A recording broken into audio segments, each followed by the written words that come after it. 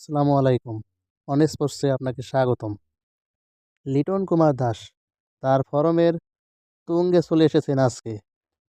Dhaka Capitals ও দুর্বার রাজশাহীর মধ্যকার চলাকাল ম্যাচে আজকে তিনি ১২৫ রান করেছেন। তিনি লিটন কুমার দাস ও তানজিদ হাসান তামিম দুজনে মিলে বিপিএল ইতিহাসের সর্বোচ্চ রেকর্ড গড়েছেন।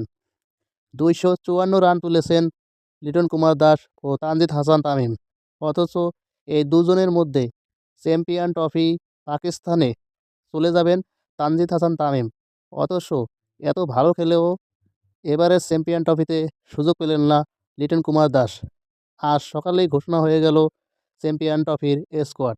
সেখানে বাজে পারফরম্যান্সের কারণে লিটন কুমার দাসকে বাদ দেওয়া হয়েছে। দলে সুযোগ পেয়েছেন তার পরিবর্তে পারভেজ হোসেন ইমন। লিটন কুমার দাসকে দুর্ভাগাই বলা যায়, কারণ এরই মধ্যে ৭টি ম্যাচ খেলে ফেলেছে ঢাকা ক্যাপিটালস, যার একটি ম্যাচেও আশানুরূপ ভালো পারফরম্যান্স না করার কারণে তাকে বিবেচনায় রাখা হয়নি চ্যাম্পিয়ন ট্রফিতে।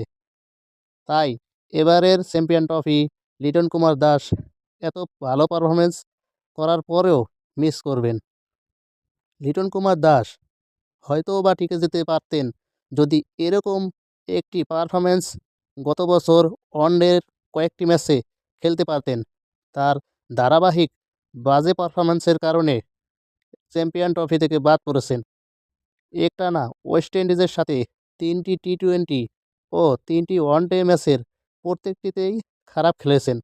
২০২৪ সালের ওয়ানডেতে তার স্ট্রাইক গড় ছিল ১.২৭, যা তাকে বিবেচনায় রাখা হয়নি চ্যাম্পিয়ন ট্রফিতে।